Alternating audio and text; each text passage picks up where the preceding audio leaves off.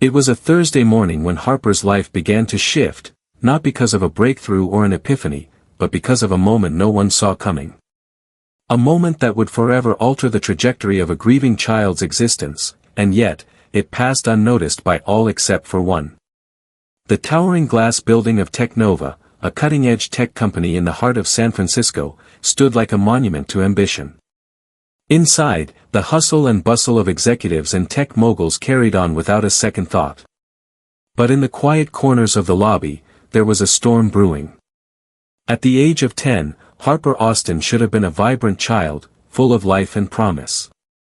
But the death of her mother 2 years ago had transformed her into something far less. She was a ghost in her own skin, a child who no longer smiled, no longer spoke. She was a fragile, silent presence that drifted through her father's high-rise offices like a forgotten memory. Today was no different. As Harper walked through the lobby, her head was down, her small hands clutched tightly together in front of her. No one noticed her, no one ever did.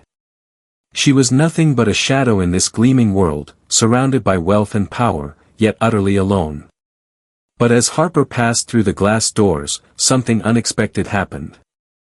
The silence she carried with her was broken by a strange sound.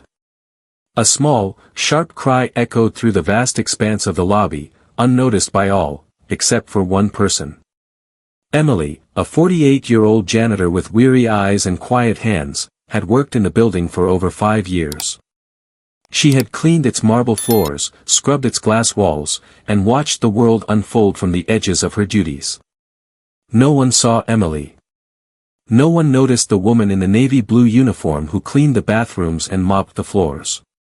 But today, she noticed Harper.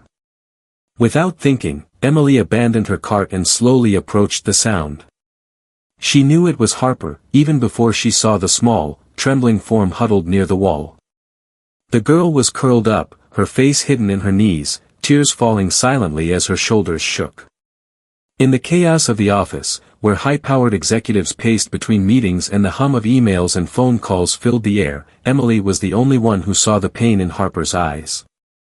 She didn't ask questions or try to fix anything. She simply knelt beside the girl, her worn hands steady as she reached into her pocket and pulled out a small, handmade bear. The fabric was frayed, the stitching uneven, but it was a gift. A small piece of comfort from a woman who knew more about loss than anyone could imagine. Emily placed the bear between them, saying nothing. She didn't need to. The silence in the room felt thick, heavy with grief, but also full of unspoken understanding. Harper, eyes swollen from crying, looked up slowly. Her gaze met Emily's, and for the first time in weeks, she stopped crying. She reached out, taking the bear gently, clutching it to her chest. Emily didn't move. She didn't say a word. She simply sat there beside the girl, feeling the weight of the moment settle between them. For a long time, neither of them spoke. The world continued on around them, executives walking by, emails pinging on smartphones, but here, in this small corner of the lobby, time seemed to stop. Harper looked at the bear, her fingers tracing its worn edges. Then, without warning, she whispered, "Thank you." And Emily, for the first time in years, smiled softly. It was a quiet smile, the kind that held no grand promises, no immediate answers. But for Harper, it was everything. It was the first glimmer of hope she had felt in months. In that moment, the child who had been drowning in her grief found a small lifeline, a connection, a presence that didn't demand anything, that just existed alongside her, offering comfort without asking for anything in return. It was just the beginning. The sound of high heels clicking against the polished floor echoed in the empty lobby, a sharp contrast to the tender silence between Emily and Harper. As the minutes ticked by, the door to the lobby opened, and a man in a tailored suit entered, Harper's father, Mr. Austin, CEO of Technova. He barely glanced in their direction as he walked past, too busy with his own thoughts to notice the change that had just begun to take root in his daughter. Emily remained where she was, her gaze following Mr. Austin for a moment before turning back to Harper. She didn't know what had just happened, but she felt it, something had shifted. Something subtle, something unspoken, but something real. It was only a small moment, a quiet exchange between two people who didn't have the answers, but who had found a silent connection. And that, she knew, was the start of something important. Little did she know that the next few days would pull them both deeper into a storm that neither of them could predict. What had begun as a simple act of kindness would spiral into a series of events that would challenge everything they thought they knew about healing, about connection, and about how the simplest actions could sometimes hold the power to change lives. The following days in the Technova building were filled with the usual frantic energy of high-powered executives rushing through their daily agendas, but the once chilly lobby now held a quiet undercurrent, something new and unspoken between its marble floors and glass walls. Harper no longer spent her breaks in isolation. Instead, she quietly found her way to Emily, always sitting a little further than before, but never straying too far. She would wait for Emily's break to end and, without saying a word, simply sit beside her. Sometimes, Harper would take the small bear Emily had given her and gently turn it over in her hands, her thoughts distant but anchored by that simple gesture. It wasn't a cure. There were no immediate breakthroughs, no drastic changes. But slowly, the young girl was beginning to connect again to the world around her. It wasn't just the silence, either, it was Emily's steady presence. Her calm. For Emily, these quiet moments with Harper were bittersweet. She had seen this kind of grief before. But there was something about Harper that was different. The child's sorrow had a raw, unspoken weight to it, an almost suffocating silence that reminded Emily of her own son, of Elijah, whose name she hadn't said aloud in years. Still, she kept her distance. She didn't ask questions. She didn't try to push Harper into speaking. She simply existed with her, quietly supporting her in a way that was both comforting and difficult, as though they were both navigating a fog that neither could fully see through. The silence was their mutual language. But that didn't mean things were easy. And not everyone noticed the small changes. The first crack in the delicate balance came when Mr. Austin, Harper's father, saw them together again in the lobby. He had watched from his office, barely noticing the subtle shift in his daughter's behavior, but there was something about Emily sitting so close to Harper that finally caught his attention. For the past 2 years, Mr. Austin had thrown himself into work, consumed by his empire, unable to see the toll the grief was taking on his daughter. He had employed every therapist, every expert, every method to help Harper, but nothing worked. He had grown cold to the idea of healing, too many failed attempts had left him jaded. But now, seeing Emily, the woman who cleaned the floors and had no formal training, sitting beside his daughter in a way he never could, something inside him shifted. It wasn't a moment of revelation, more like a deep, painful realization that he had failed his daughter in ways he hadn't been able to see. Mr. Austin didn't like feeling vulnerable. And he didn't like the way his daughter was starting to rely on someone so ordinary. "I don't need you interfering in my daughter's life," Mr. Austin muttered to Emily when he saw her again the next morning in the lobby. Emily froze, taken aback by his sudden confrontation. The words stung, but she didn't let them show. "I'm not here to interfere," she said, her voice calm and steady. "Just here to listen." Mr. Austin's expression faltered, but only for a moment. He was used to power, used to being in control. He didn't know how to handle someone like Emily, someone who didn't have a title, didn't have a resume, but still somehow seemed to provide what his daughter needed. But he wasn't ready to admit that yet. Over the next week, the tension between Emily and Mr. Austin continued to simmer beneath the surface. Emily, despite the subtle hostility, remained unfazed.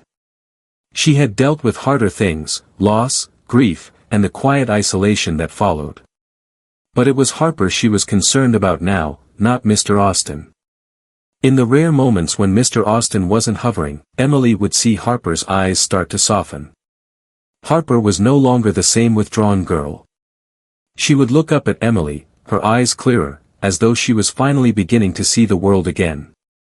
She still didn't speak much, but her presence in the lobby was no longer as haunting. Emily began to share more stories with Harper, stories not just about animals, but about people who overcame impossible odds, about heroes and survivors. She told stories about children who had lost everything but found strength in the most unexpected places. And slowly, Harper started to open up.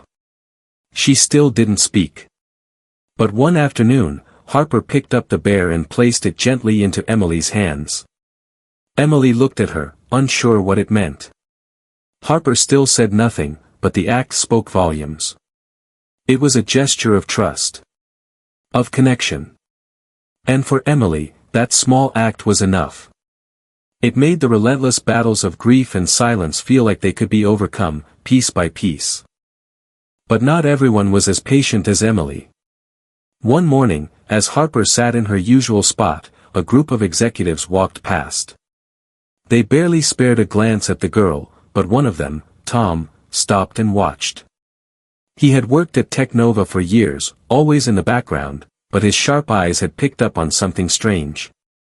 He leaned toward Mr. Austin, who was standing nearby, and whispered, "Isn't it strange that your daughter spends so much time with the janitor? No one else seems to find that odd." Mr. Austin's face darkened at the comment. He didn't like people talking about his personal life, and he certainly didn't like being questioned about his daughter. But Tom's words lingered in his mind. The next day, he called Emily into his office. "You've been spending too much time with my daughter," he said coldly, as soon as she entered. Emily's heart sank. She had expected this moment. But still, hearing the words felt like a physical blow. She had never intended to overstep, but her feelings were clear. Harper had found something in their silence that no one else had been able to provide. "I don't want you near her anymore," Mr. Austin continued. "You're crossing a line." Emily's breath hitched in her chest, but she stood her ground. "I'm just trying to help her heal," she said softly. "Not fix her, just be here." Mr. Austin's eyes narrowed. "You don't have the right. You don't even have the qualifications." "Qualifications don't matter when it comes to listening," Emily replied quietly. "Sometimes all someone needs is a presence, not a prescription." The silence between them grew thick. Emily knew this would be the end. She had expected it. But she wasn't ready to give up just yet. That evening, after the confrontation, Emily stood in the lobby for a long time, staring out the window at the lights of the city. She could hear the faint sound of footsteps behind her, and when she turned, Harper was standing there, holding the bear tightly in her hands. Harper's eyes were filled with unshed tears, but she didn't speak. She didn't have to.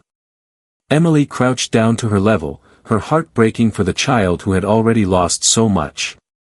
Harper silently placed the bear in Emily's hands before gently taking hold of her wrist, pulling her toward the elevator. She didn't know what Harper wanted, but she followed. And when they reached the rooftop, where the cool night air met the hum of the city below, Harper finally spoke. "I don't want to lose you." The words cut deep, but they were the first real words Harper had spoken in a long time.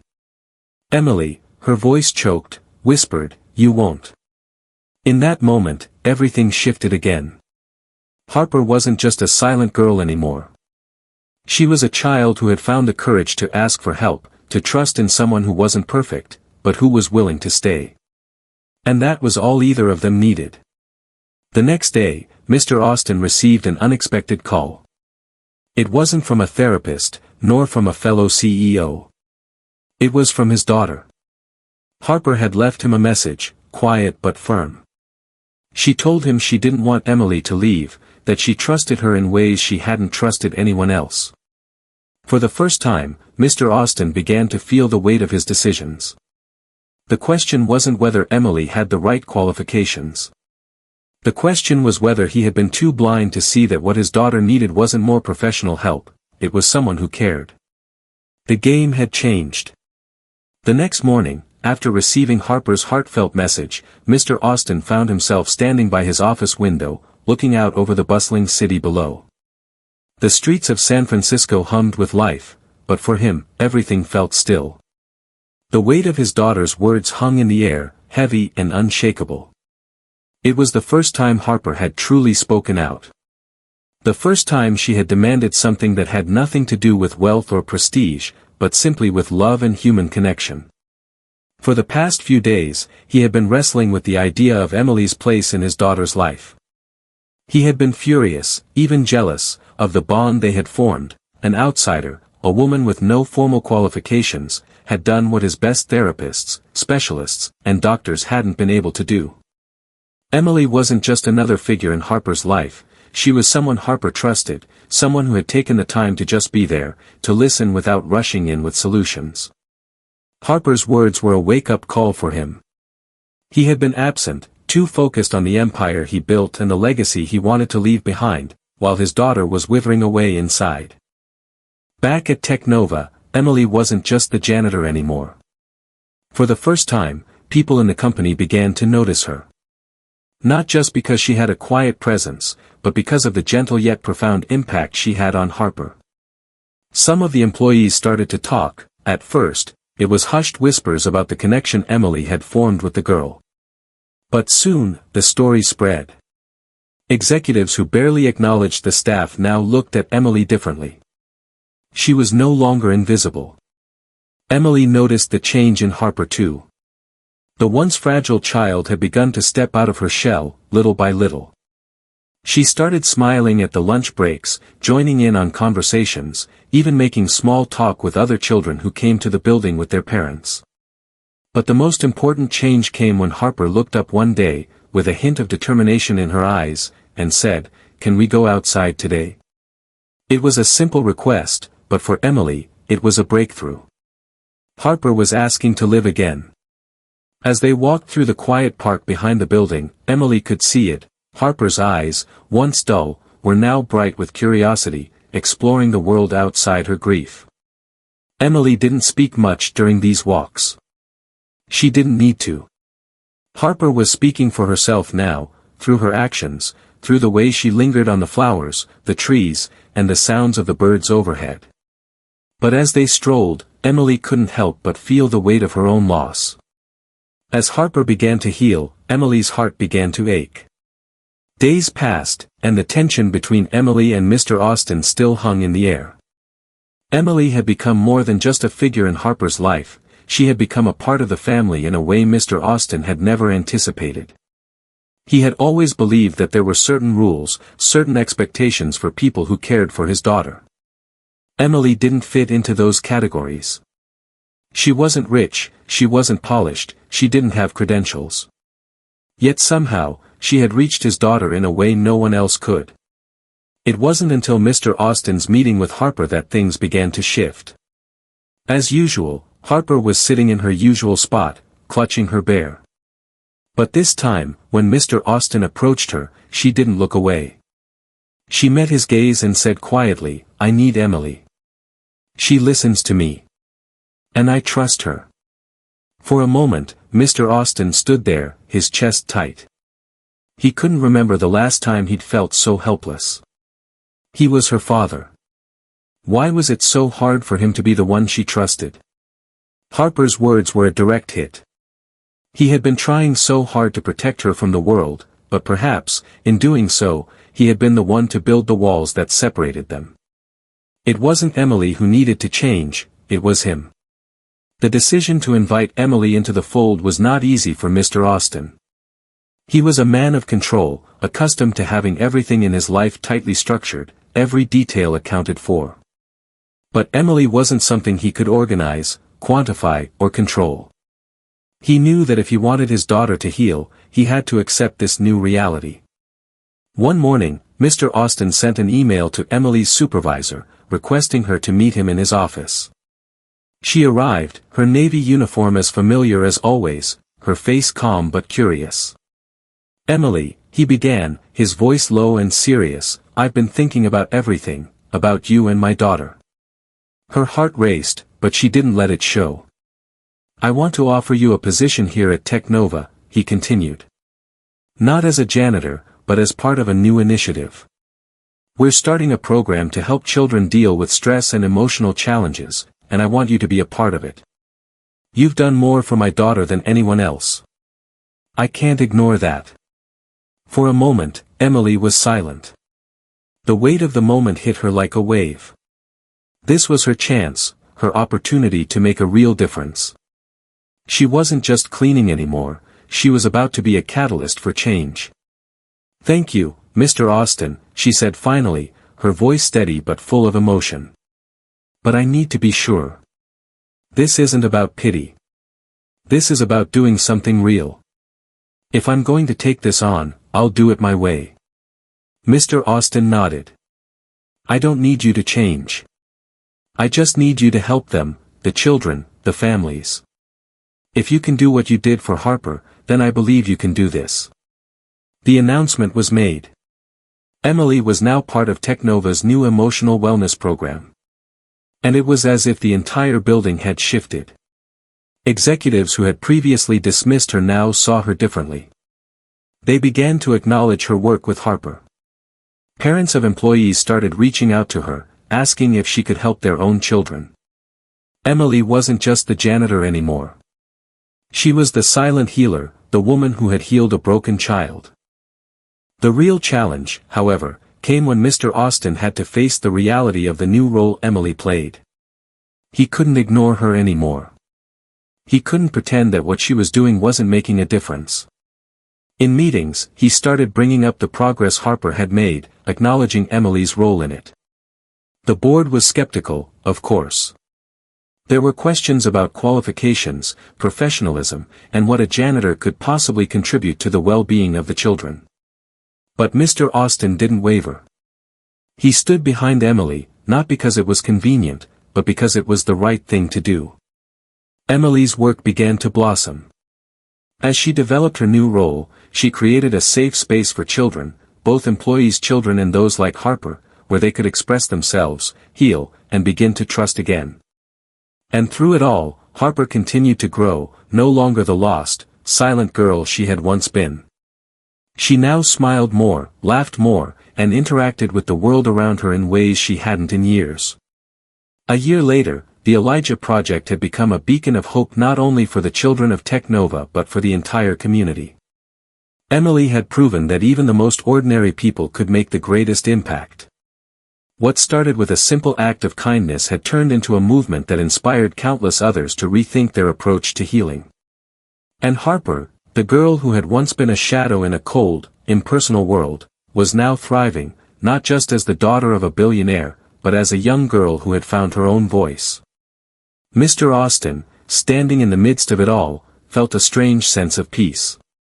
He had finally begun to understand the importance of what Emily had done for his daughter, and for him. Sometimes, the real healers are the ones who don't seek attention, but simply offer their presence. And in that quiet way, Emily had healed them all. It was a crisp fall morning when the next twist of fate arrived. The day had started like any other. The sun was shining through the glass windows of the Technova building, and the usual hum of activity filled the air as employees came and went. Harper, now more confident than ever, had just finished her art class, a new initiative Emily had started, where children could express their feelings through painting and drawing. Harper had begun to draw freely, her once tight grip on silence loosening. But today, something felt different. There was a sense of tension in the air, a subtle but noticeable shift in the dynamics of the building. Emily was just finishing up her rounds in the lobby when a new figure entered the building, one she hadn't seen before. The man was sharply dressed, his expensive suit contrasting with the worn-out uniform she still wore. He had an air of authority about him, the kind that demanded attention, but there was something in his eyes that suggested he was uncomfortable in the bustling corporate environment. He wasn't the type of person who belonged in a place like Technova, or so it seemed at first glance. Emily felt an immediate unease.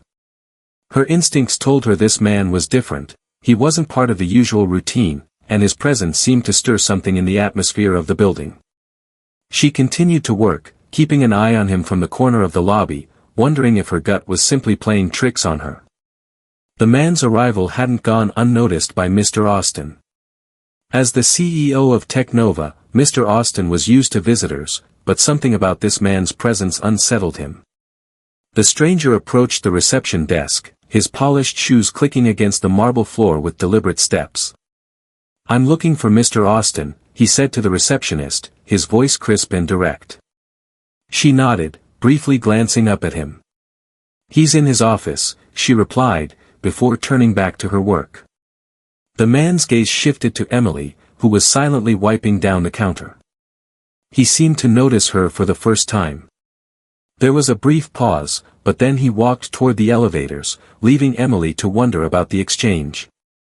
Moments later, the stranger was in Mr. Austen's office. The two men stood facing each other, an invisible tension thick between them. Mr. Austen didn't recognize the man, but there was a certain familiarity about him, something that told him this was no ordinary visitor. "Can I help you?" Mr. Austen asked, his voice laced with both curiosity and caution. The man didn't waste time with pleasantries. "I'm here about your daughter," he said, his tone cold but professional. "Harper Austen." Mr. Austen's expression shifted, his brows furrowing. "What about her?" The man didn't beat around the bush. "I'm from Child Protective Services. We've received some reports that are concerning. There's been talk about her relationship with a janitor here, Emily, I believe." His eyes bore into Mr. Austen, as though expecting some form of defense. The name Emily felt like a punch to the gut for Mr. Austen. He hadn't expected anyone to scrutinize his daughter's progress, much less involve a government agency. His hands clenched into fists under the table as he tried to keep his composure. "She's been helping my daughter," Mr. Austen said, his voice quieter now, but firm. "There's nothing wrong with that." The CPS agent didn't seem convinced. "I've been told Emily's involvement with Harper goes beyond professional boundaries. We need to investigate this further." A sense of dread settled in Mr. Austen's stomach. He couldn't afford to have Emily's role questioned, especially not by an outsider who didn't understand what had been happening between his daughter and the woman who had silently become her anchor. He had no idea who had reported Emily, but he knew one thing: he couldn't let this go further. Not now. As the days passed, Mr. Austen found himself torn. The visit from Child Protective Services had left him shaken. Emily had helped Harper in ways he never could, and now, it felt as though the very thing that had been healing his daughter was under attack. Emily, meanwhile, had no idea what was going on behind the scenes. She had heard snippets of conversations and noticed the tense atmosphere around the office, but no one had told her directly what was happening. It wasn't until Harper, seemingly picking up on her unease, asked her one afternoon, "Are you leaving?" The question hit Emily harder than she expected. Harper was no longer the silent, closed-off girl she had been months ago. She had become someone who could ask questions, someone who understood more than most gave her credit for. Emily knelt beside her. "No," she said softly, her voice breaking slightly. "I'm not leaving. Not unless you want me to." Harper shook her head, a small but firm gesture. "I don't want you to leave. You're the only one who listens." The rawness of Harper's words struck Emily. She wasn't just helping Harper, she had become a lifeline in a world that had once been so lonely and detached for the young girl. That night, Emily sat alone in her small apartment, her thoughts a swirl of confusion and uncertainty. She knew she had a choice to make, whether to stand by Harper and face whatever came next, or to walk away, avoiding the confrontation and the risk. But that wasn't who she was. She had been through too much already. She wasn't going to run. The following morning, Emily received a call, another one from Mr. Austen. "Emily," he said, his voice a little different from before, "I want you to come to my office. We need to talk." When she arrived, Mr. Austen was waiting, his face grave. "I'm not going to lie to you," he began. "There have been some concerns raised about your involvement with Harper. I can't ignore this. But I want you to know that I trust you. You've done more for my daughter than anyone else could have. You've helped her in ways no therapist ever could." Emily's heart sank. "I never meant to cause any trouble." "I know," Mr. Austen said, his eyes softening. "I've spoken with the authorities. We're going to have to formalize your position here. It's the only way to protect you, and Harper. Emily looked at him, unsure whether to feel relieved or more uncertain. What does that mean? It means that from now on, you'll be a recognized part of the company's wellness initiative. I'm going to make it official. And we'll find a way to make sure your relationship with Harper is appropriate in the eyes of everyone who's been questioning it. But I'm doing this for her. And for you. Emily nodded slowly, feeling the weight of Mr. Austen's words. She had come so far, but now, the stakes were even higher. Her presence in Harper's life had to be protected, not just for the sake of the girl she cared for, but for her own future. By the time the official announcement was made, Technova had changed. Emily, once an invisible figure in the shadows, was now an integral part of the company's emotional wellness program. Harper, who had once been silent and withdrawn, was now a young girl with a future she wasn't sure she would ever have before Emily came into her life. But the challenges weren't over. There would still be people questioning Emily's role, still whispers about whether someone like her, someone without formal qualifications, was truly capable of being a therapist. But for now, all that mattered was that Emily had made a choice, and that choice had brought her closer to the one person who needed her most. As Emily stood on the rooftop one evening, overlooking the city, Harper joined her, looking out at the sunset. "Thank you," Harper said quietly, her voice stronger than it had ever been. Emily smiled. "You've come a long way, kiddo." And as the sun dipped below the horizon, they stood together, side by side, knowing that their journey was far from over. But they had each other, and that was all they needed. The weeks following Emily's official transition into the wellness program felt like a blur of paperwork, meetings, and the soft hum of Technova's corporate machines churning away. But amidst the formalities, a sense of quiet unease began to settle in. Not from Emily or Harper, no, their bond was stronger than ever. But from the people around them. Mr. Austen continued to stand by Emily, but the executives in the building, the ones who had kept their distance before, began to circle. They were curious, skeptical, and, somewhere underneath, uncomfortable. The wellness program had become a topic of conversation in board meetings. As Emily walked the halls of Technova, the whispers grew louder. She overheard conversations, overheard the looks.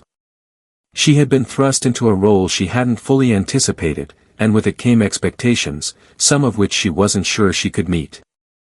One day, she was sitting in the lounge with Harper, who was now working on a new project, her first public presentation of her artwork to the company employees. Harper had always had a knack for drawing, but now, her work was becoming something more. It was no longer just about drawing her feelings, it was about expressing herself in front of others, with confidence. It was a breakthrough. Emily smiled as she watched Harper draw. "You're doing great, kiddo," she said, trying to offer encouragement, even though her mind was elsewhere. "I'm nervous," Harper admitted, glancing up from her sketchbook. "You'll be fine," Emily reassured her, though she could sense the unease in her own voice. She, too, felt a little uncertain. There was something looming, something in the air that she couldn't quite pinpoint. As the day wore on, Emily received a call from Mr. Austen asking her to meet him in his office. The tone of his voice, serious but not hostile, had her heart racing. She could feel the weight of the conversation ahead. Emily arrived in Mr. Austen's office and sat down across from him. He was still in his sharp suit, as always, but today he looked different, tired, perhaps, or burdened. The weight of his decisions was starting to show. "I'm glad you could come," Mr. Austen began, his hands clasped together on the desk. "There's something I need to talk to you about." Emily felt her stomach twist in a way that didn't feel good. "What's going on?" she asked, trying to keep her voice calm. "There's been some pushback from the board," he said. "Some of the higher-ups are questioning the direction we've taken with the wellness program. They don't feel comfortable with you being involved in the capacity you are." He paused, watching her carefully. "It's become a bigger issue than I anticipated." The words hung in the air like a thick fog. Emily knew this was coming. She had always expected that someone, somewhere, would question her position. But hearing it from Mr. Austen, hearing it out loud, felt like a punch to the gut. "Are they asking you to let me go?" Emily asked, her voice barely above a whisper. "No," Mr. Austen said quickly. "Not yet. But the pressure is mounting. Some people in the company feel uncomfortable with your lack of formal credentials. They don't think you have the proper background to be working with children, no matter how much progress Harper has made." Emily's throat tightened, and for the first time in a long while, she felt like an outsider again, like the janitor she once was, invisible and unimportant. "But you believe in me, right?" she asked, her voice trembling slightly. "I do," Mr. Austen said, his eyes locked onto hers. "I've seen what you've done for Harper. I know what you've done for the other kids in the program. But the board doesn't see it that way. They want someone with formal qualifications, someone who can check all the right boxes." Emily felt her heart sink. She had been fighting for this, fighting for Harper, fighting for herself, and now it seemed like it was all unraveling. "What should I do?" she asked, feeling utterly defeated. "I want you to stay," Mr. Austen said firmly. "But we have to find a way to prove that your work is valuable, that you belong here, that what you're doing isn't just a side project, but something that can be taken seriously." Emily sat there in silence, the weight of Mr. Austen's words pressing down on her. She knew the path ahead would be harder than she could have imagined. But there was no turning back now. That night, as Emily walked through the empty halls of Technova, she felt a deep sense of loss. Mr. Austen had given her an opportunity, but now it felt like it was slipping through her fingers. The walls of the building, so bright and clean, seemed to close in on her. She was just a janitor, after all. She had never asked for this, never sought the spotlight. But the one thing she couldn't deny was how much she had changed, not just Harper, but herself. She had found a purpose here, something bigger than she had ever imagined. And now, she had to decide, would she let go of that dream because of a few people who couldn't see the value of something real? Or would she fight? The sound of footsteps broke her from her thoughts. Harper appeared from around the corner, her eyes wide, like she had been looking for her. "You okay?" Harper asked quietly, her voice filled with concern. Emily forced a smile, though it didn't quite reach her eyes. "I'm fine," she said. "Just thinking about everything." Harper stepped forward, holding something in her hands. It was a drawing. Emily took it gently, recognizing the familiar face in the sketch, hers. "I made this for you," Harper said, her voice soft. "I wanted to say thank you, for everything." Emily's heart swelled as she looked at the drawing. It was simple, but it was everything. It showed them both standing side by side, the sun shining above them. There was something in Harper's eyes in the drawing, something stronger, more confident than before. Emily could feel the weight of what this drawing represented. "You've come a long way," Emily said, choking back tears. "And you've helped me get here," Harper replied with a quiet smile. In that moment, Emily knew what she had to do. She couldn't walk away. Not when Harper was depending on her. Not when they had both come so far. She would fight for this. The next day, Emily arrived at Technova with renewed determination. She had made her decision. She would not let the pressure from the board or the doubt of others stop her from doing what she knew was right. She met with Mr. Austen, her resolve clear. "I'm not going to back down," she told him. "I know what I'm doing. I know the impact I've had.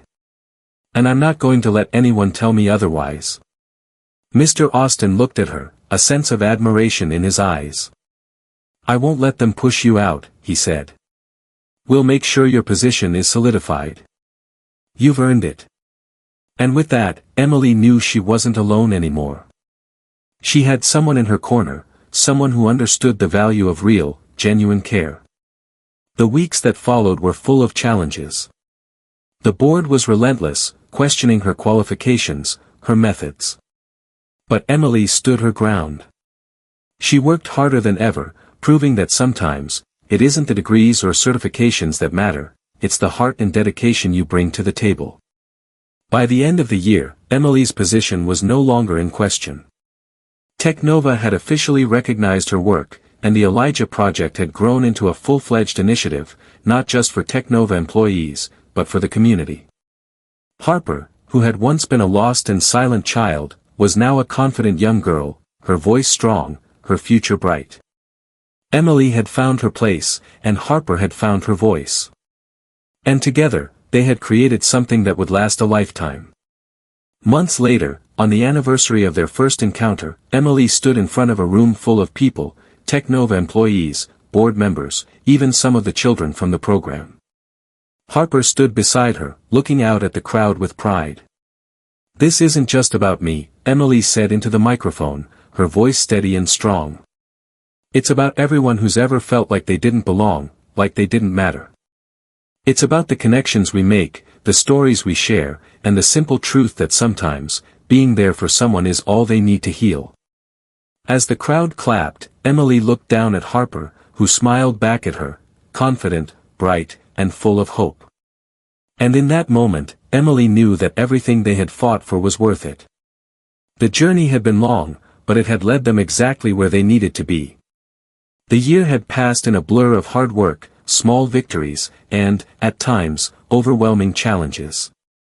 But as Emily sat in her office on a quiet afternoon, she couldn't help but reflect on how far she had come. She was no longer just the janitor, she had become a cornerstone of the company's wellness initiative, a program that was now beginning to receive widespread recognition.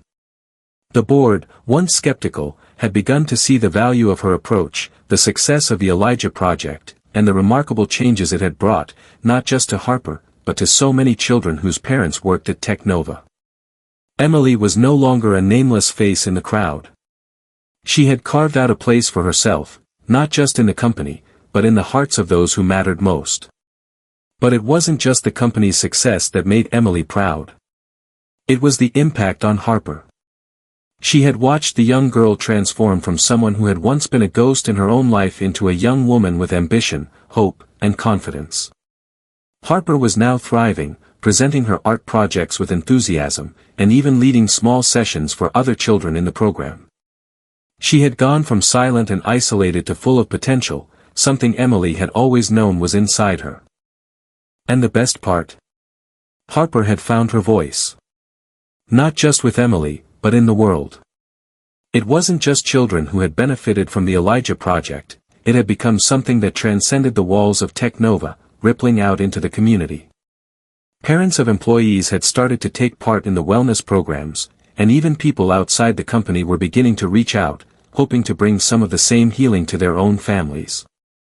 Emily's success had become a beacon, not just for employees at Technova, but for a broader audience that now understood the value of true emotional connection and the importance of simply being present. It wasn't about fancy therapy sessions or the latest research. It was about creating a safe space where people could express themselves, share their stories, and heal from the pain they'd been carrying. One afternoon, Mr. Austin called Emily into his office. She had grown accustomed to his steady, calm demeanor by now, but there was something different in his voice this time. "I've been thinking a lot about everything we've accomplished," he began, leaning back in his chair. "And I just wanted to thank you, Emily. What you've done here, what you've done for my daughter, none of this would have been possible without you." Emily felt a warmth spread through her chest. She had never expected accolades or recognition. She had only wanted to help, to give Harper the tools to heal and grow. But hearing the gratitude in Mr. Austin's voice made all the hard work feel worth it. "You don't need to thank me," Emily replied. "I'm just doing my job." "No," Mr. Austin said, his voice firm. "You've done more than your job. You've given us all something we didn't even know we needed." It wasn't just a compliment. It was a turning point. Emily had proved something to herself, and to everyone who had doubted her. It was never about qualifications or titles. It was about the heart and dedication to make a difference. Months passed, and the Elijah Project grew. It became a model for other companies looking to integrate wellness programs into their workplace cultures. Emily was invited to speak at conferences, sharing her story of success and the power of emotional presence. Harper, once the shy, isolated child, now stood beside Emily at these events, sharing her own journey. Her transformation was nothing short of miraculous. Harper had learned to speak openly about her grief, her fears, and her dreams. She had found a platform for her voice, a platform that reached beyond the boundaries of the Technova building, touching the lives of others who were going through similar struggles. One evening, after a successful presentation, Emily and Harper stood at the edge of the stage, looking out at the audience. The room had been filled with applause, but now there was only the soft hum of the backstage lights. "Do you ever think about how far we've come?" Emily asked, her voice tinged with disbelief. Harper smiled, her face glowing with a sense of accomplishment. "Every day," she replied. "I couldn't have done this without you." Emily smiled softly, her heart swelling with pride. "You did it, Harper. You found your voice. All I did was listen." The moment hung in the air like a sweet memory, something both of them would carry forward into their futures. A year had passed since Emily had first stepped into Technova as the janitor who would unknowingly change everything. She now stood at the helm of something bigger than herself, something that would live on far beyond the boundaries of the company or even her own life. She had watched Harper grow into a confident, capable young woman, one who had found the courage to speak her truth, to share her story, and to stand tall despite the weight of the past. And Mr. Austin, once skeptical of Emily's presence, now stood by her side as an advocate, a supporter. He had seen the transformation not only in his daughter but in himself. Emily had reminded him of the things he had long forgotten, the value of human connection, the importance of emotional health, and the power of presence.